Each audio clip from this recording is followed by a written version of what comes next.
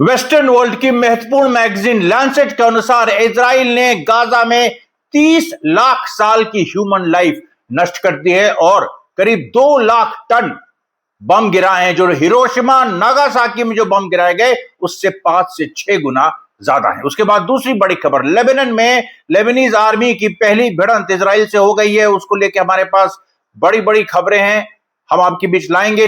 तीसरी बात, इजराइल के अंदर सुसाइड्स का दौर चल गया है, क्योंकि जो सिदी तमीम में जो पैलेस्टीनियन प्रिजनर्स के साथ सोडोमी हुई थी, जो उनका रेप हुआ था, उसका जो वीडियो लीक हुआ था, उसको लेके कल तो यह हालत हो गई थी कि जो मिलिट्री के एडवोकेट जनरल है महिला, वो गायब हो गई थी, क्योंकि यह था कि उन्होंने लीक किया। उसके बाद वो सामने आई, उसकी पूरी कहानी, बहुत ही सॉर्टेड एपिसोड है, उसकी पूरी कहानी आपके बीच लाएंगे। वेस्ट बैंक में संघर्ष और झड़पों का सिलसिला जारी है। गाजा में इजराइल सीज फायर वायलेशन कर रहा है।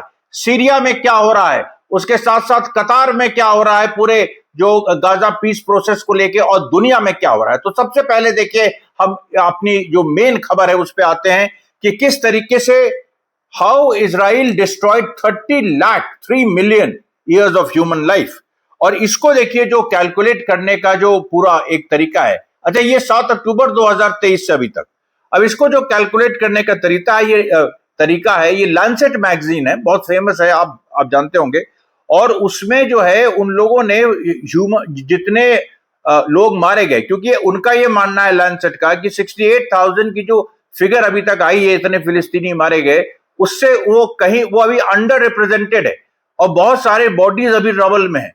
तो सबको मिला दिया जाए और वो जो सारी जिंदगियां जो नष्ट हुई हैं, और जो एवरेज लाइफ स्पैन फिलिस्तीन का ही अगर एवरेज लाइफ स्पैन ले लें, तो वहां पर उन्होंने ये पाया है कि 30 लाख साल वहां पर सीधे सीधे डिस्ट्रॉय हुए हैं।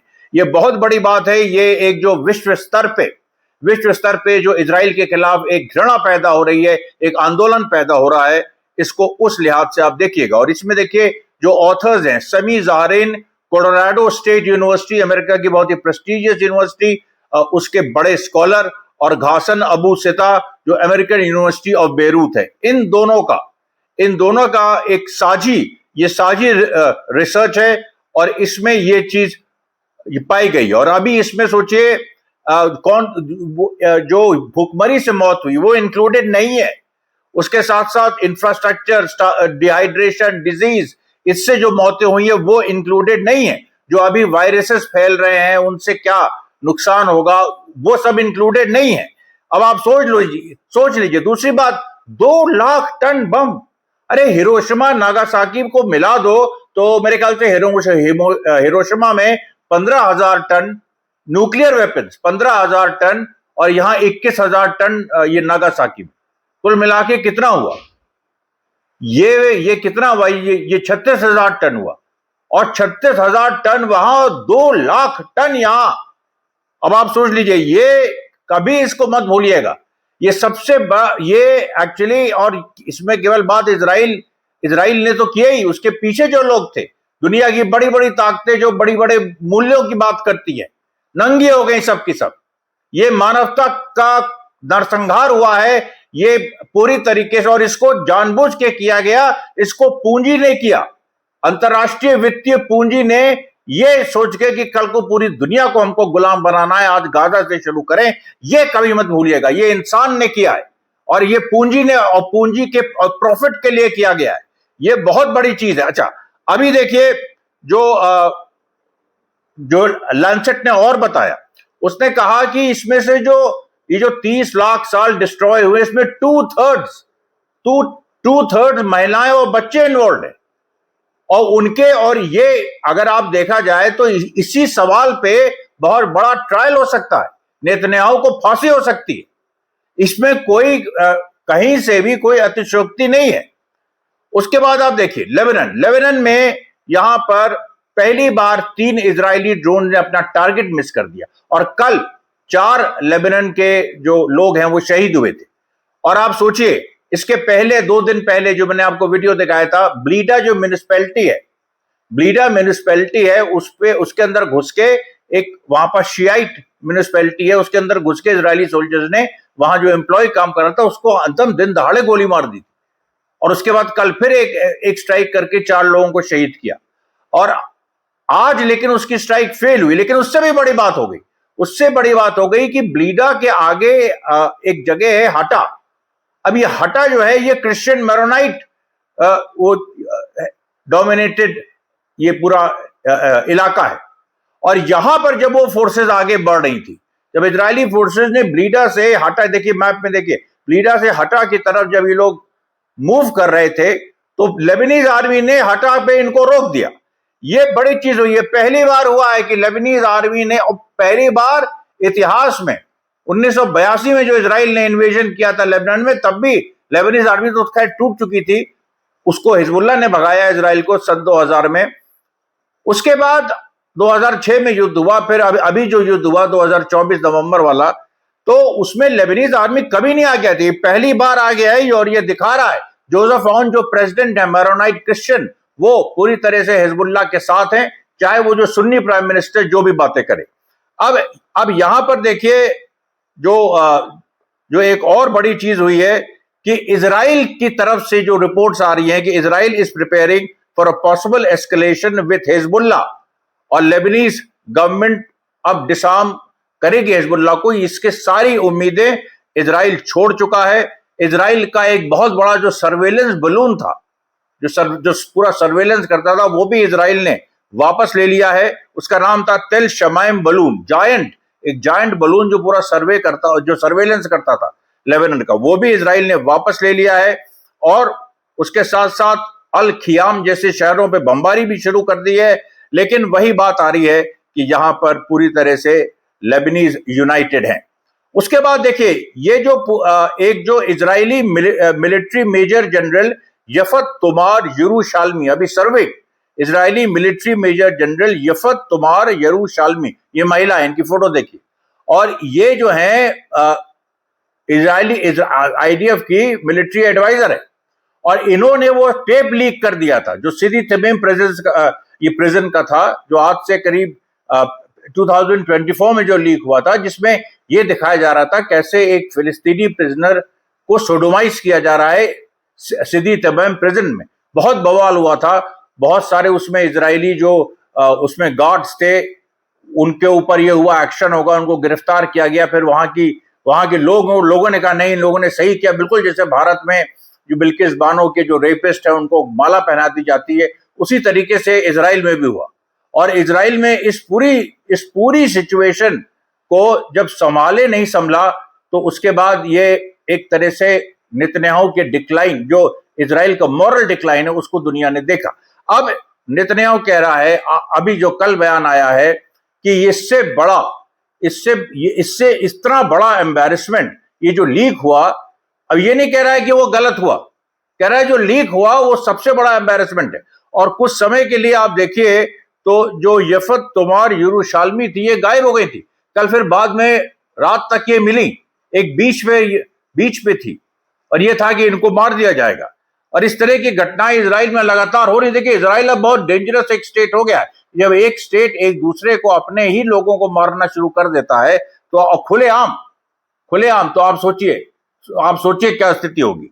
उसके बाद अभी ये भी खबर आई है कि एक ड्रोन ऑपरेटर जो ड्रोन्स को मैनेज करता था, और वो ड्रोन जिन्होंने 2 साल गाजा में हजारों बच्चों महिलाओं को मारा, वो देखता था, वो ड्रोन चलाता था, वो मारता था, उसने आत्महत्या कर ली। और सबसे बड़ी बात है कि जो पूरी खबर आई है हिब्रू न्यूज़पेपर्स में, उसमें ये साफ लिखा है कि ही वॉज विदरिंग अवे, वो धीरे धीरे मर रहा था, लेकिन आईडीएफ के हाई कमांड ने उसकी कोई तवज्जो नहीं, उसको थोड़ी बहुत साइकोलॉजिकल हेल्प दी। उनके सामने वो टूट रहा था और लग रहा था कि आत्महत्या कर लेगा, क्योंकि वो बार बार कहता था कि मेरे सोल पे, मेरी रूह पे, जो भी दिल पे बोझ है गाजा के बच्चों का, ये जो मैंने देखा, ये जो मैं कर रहा हूं, इससे मेरा दिमाग इत्तेफाक नहीं रख रहा है, मेरा दिल इत्तेफाक नहीं रख रहा है। और ये जो सबसे बड़ी बात ये, this man was gradually collapsing, इसका नाम अभी तक इजराइल ने बाहर नहीं किया है, लेकिन हिब्रू अखबारों ने खबर छाप दी है, वल्ला ने छाप दी है, यूडोत अहरोनोत ने छाप दी है कि ये क्यों ऐसा हुआ कि इसको ये खत्म हो रहा था ये धीरे धीरे मर रहा था, घुट घुट के मर रहा था और इसको बचाने की कोई कोशिश नहीं हुई। और इसने कहा है कि हमने जो कुछ ऐसी चीजें की हैं जो मरने के पहले, जो ये अपने कलीग से बताया, कोई नोट नहीं छोड़ गया ये, या छोड़ गया हो तो वो गायब हो गया है। इसने अपने कलीग से बताया कि कुछ चीजें हमने ऐसी की हैं जो हमसे कहा जाता था कि ये सोल्जर्स हैं, हमको दिखता था कि ये गाजा के बच्चे हैं बेचारे जो भटक गए हैं, खो गए हैं, इनके माँ बाप नहीं है, और हमने गोली चलाई और हमने ड्रोन से फायर किया। और हमारे लिए, और ये वीडियो, लोग सोचते हैं वीडियो गेम है कि दूर से बैठ के ड्रोन को मैनेज करो और उससे लोगों को मारो, लेकिन ये वीडियो गेम नहीं है। हम आंखों से देखते हैं, इंसान आंखों से देखता है। ये बहुत ही दर्दनाक पूरी एक जो सिचुएशन है, जो इतनी बड़ी ट्रेजेडी जो गाजा में हुई है, उसको ये दिखा रहा है। उसके बाद अब देखिए, जो वेस्ट बैंक में जिस तरीके से इजरायली सोल्जर्स घायल हुए, कई घायल हुए, मैंने कल बताया था आपको, दो फिलिस्तीनी युवाओं को इजराइल ने गोली मारी। एक जमाल हनानी, जिसको बेत फरूक नाब्लस में मारा, और नाब्लस के अस्कर कैंप में मैंने बताया था किस तरह से रेजिस्टेंस ने फंसा के इजरायली सोल्जर्स को वहां पर मारा था। अब बेत फरूक जो कि अस्कर कैंप के पास ही है, वहां पर जमील हनानी को सीधे आईडीएफ ने गोली मारी, और इजरायली सेटलर्स ने हिब्रोन में, दूसरी जगह हिब्रोन में अहमद अल अतराश नाम के एक युवक को गोली मार दी सेटलर्स ने, और उस पे आईडीएफ ने ऑब्वियसली उसको सपोर्ट किया। और आप गुस्सा देखिए, आप ये वीडियो देखिए, इस पे जो गुस्सा है वेस्ट बैंक के लोगों का, वेस्ट बैंक की मिट्टी उठा उठा के वो सेटलर्स को दिखा रहे हैं और गुस्से से चीख रहे हैं। احنا يا هذه ارضنا، انتم ما لكمش ارض هذا، انتم اللي لازم تروحوا. هذا احنا خلقنا هنا وولدنا هنا. هذا التراب اسمع، هذا التراب بيحكي عربي، هذا بيحكي عربي ودبر عرفيت، زاب ودبر عرفيت، زاد ماشي لنا. هذه ارضنا، ولو كنا بنموت انا صلت واحد مش هتاخذ، متاكدوا يعني. روحوا من هان، انتم روحوا. उसके बाद वेस्ट बैंक में बहुत सारी घटनाएं हुई। 2 महिलाओं को गिरफ्तार किया गया, फिर बेतरिमा रमल्ला में संघर्ष हुआ, फिर अल बरगूती एक जगह, वहां संघर्ष हुआ रमल्ला में, फिर कुबैबा नॉर्थ ऑफ रमल्ला, यहां संघर्ष हुआ, फिर नाब्लस ओल्ड सिटी में संघर्ष हुआ, नाब्लस के सेंटर में संघर्ष हुआ, अल जाविया वेस्ट ऑफ सल्फित, यहां संघर्ष हुआ, रस अल जुरा नॉर्थ ऑफ हिब्रोन, यहां हुआ, उसके बाद सायर और अल श्यूक हिब्रोन यहां हुआ, हवारा में हुआ, फैसल स्ट्रीट सेंट्रल नाब्लस में हुआ, बेत फरूक में फिर हुआ, अल यामून वेस्ट ऑफ जनिन में हुआ। कोई इसका हिसाब नहीं, एक के बाद एक आप गिराते चले जाइए। और जबरदस्त तरीके से जो फिलिस्तीनी रेजिस्टेंस है और फिलिस्तीनी जनता, जो फिलिस्तीनी युवा हैं, वो वहां पर लड़े हैं। उसके बाद अब देखिए, अभी जो कुछ देर पहले की बात है कि नाब्लस के ही नॉर्थ वेस्ट में, अब नाब्लस में देखिए सारी घटना, नाब्लस के ही नॉर्थ वेस्ट में अलार्म सायरन बजे, और उसमें ये एक शंका है कि फिलिस्तीनी फाइटर्स ने घुसपैठ कर दी। और अब देखिए रात के वीडियो में जो 9 साढ़े 9 के बीच आएगा, इसकी पूरी जो क्या हुआ ये हम आपको बताएंगे। उसके बाद देखिए यमन ने, क्योंकि यमन को धमकियां इजराइल ने दी, इजराइल के डिफेंस मिनिस्टर इजराइल काट्स ने परसों कहा था कि हम यमन पे हमला कर सकते हैं, तो यमन ने कहा अच्छा है, हम तो चाहते हैं हमला करो, आमने सामने की लड़ाई होगी। यमन के लोगों का आप देखिए जिगरा, आमने सामने की लड़ाई होगी, अच्छा ही है। ये बहुत ही एक जबरदस्त चीज है। उसके बाद देखिए, जो एक और पैलेस्टीनियन प्रिजनर मोहम्मद ग्वादरा, ये जनिन के थे, ये इजरायली कस्टडी में मारे गए। तो 7 अक्टूबर 2023 से अभी तक 81 फिलिस्तीनी प्रिजनर्स इजरायली कस्टडी में मारे जा चुके हैं। कतार के फॉरेन मिनिस्टर ने बयान दिया है कि जो इंटरनेशनल फोर्स बननी है गाजा के लिए, उसका एक क्लियर मैंडेट होना चाहिए, और उस फोर्स और जो लोकल पैलेस्टीनियंस हैं उनके बीच जो ब्रिज का काम फिलिस्तीनी कर सकते हैं, कोई बाहरी नहीं करेगा। यानी भाई जो हमास ने जो टेक्नोक्रेट्स चुने हैं, कुछ फतेह के भी उसमें लोग हैं, वो पूरी कमिटी पैलेस्टीनियंस की होनी चाहिए, बाहरियों की नहीं होनी चाहिए। और उसके बाद देखिए, कोलंबिया के प्रेसिडेंट ने ऐलान कर दिया है कि उनके देश का जो सबसे बड़ा मेडल है, सिमोन बोलीवर मेडल, जो कि वहां के स्वतंत्रता सेनानी थे पूरे लैटिन अमेरिका के बड़े हिस्से के, वो जो मेडल है वो गाजा की जनता को वो समर्पित करते हैं। ये देखिए आज के समाचार थे दिन के। रात को फिर हम आपके बीच हाजिर होंगे। तब तक के लिए धन्यवाद साथियों, बहुत बहुत धन्यवाद।